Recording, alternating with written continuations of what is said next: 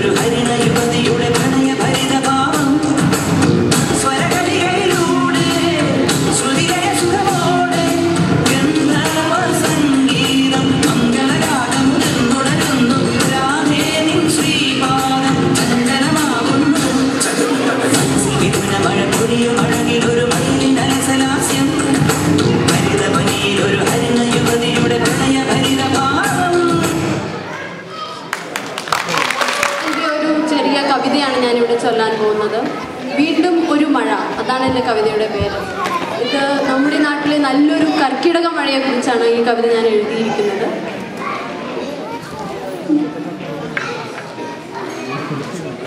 മറന്നിട്ടില്ല ഞാൻ ഈ മഴയെ, കഴിഞ്ഞ കർക്കിടകത്തിൽ ഇടതോരാതെ പെയ്തെൻ്റെ കണ്ണീർ മായ്ച്ച മുഴങ്ങുന്ന ഇടികളാലെൻ്റെ ഗദ്ഗതങ്ങൾ മറച്ച ഈ മഴയെ ഞാൻ ഇന്നും ഓർക്കുന്നു.